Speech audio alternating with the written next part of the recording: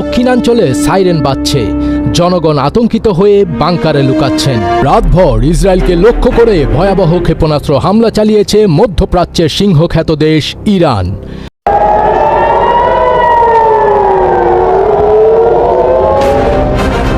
গত 1 ঘন্টার মধ্যে অন্তত 3 বার মিসাইল ছুড়েছে দেশটি, যার ফলে ইসরায়েল জুড়ে নিরাপত্তা সাইরেন বাজতে থাকে এবং বিভিন্ন অঞ্চলে বাসিন্দারা আতঙ্কে দিকবিদিক ছুটতে থাকে।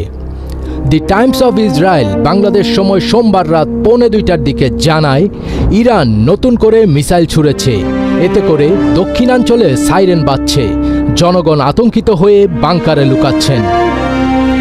অন্যদিকে পারস্য উপসাগরে মার্কিন বিমানবাহী রণতরী ইউএসএস আব্রাহাম লিঙ্কনে ক্ষেপণাস্ত্র হামলার দাবি করেছে ইরানের রেভলিউশনারি গার্ডস। তবে একজন মার্কিন কর্মকর্তা আল জাজিরাকে জানিয়েছেন, ইরানের ক্ষেপণাস্ত্র হামলা আব্রাহাম লিঙ্কনকে আঘাত করেনি এবং রণতরীটি স্বাভাবিক কার্যক্রম চালিয়ে যাচ্ছে। যদিও এর পক্ষে কোনো প্রমাণ দেখাতে পারেননি তিনি। টানা 3 দিন ধরে যুদ্ধের আগুনে দাউ দাউ করে পুড়ছে মধ্যপ্রাচ্য। খামেনি হত্যার প্রতিশোধ নিতে ইসরায়েল সহ মধ্যপ্রাচ্যে থাকা মার্কিন ঘাঁটিগুলো নিশানা করেছে ইরান।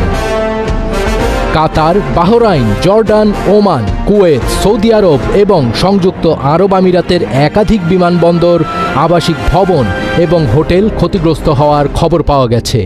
হতাহত হয়েছেন বেশ কয়েকজন মার্কিন সেনাও।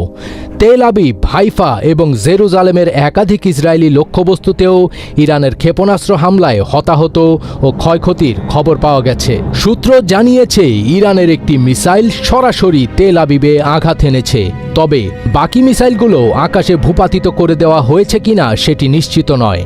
আইডিএফ মিসাইল প্রতিহতে আকাশ প্রতিরক্ষা ব্যবস্থা সক্রিয় রেখেছে। এদিকে ইরানের নতুন করে ভয়াবহ হামলা হয়েছে।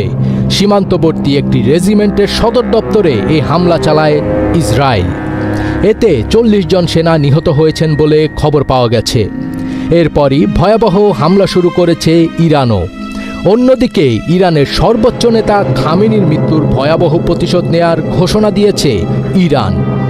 এরই মধ্যে মসজিদে জামকারানে লাল পতাকা উত্তোলন করা হয়েছে।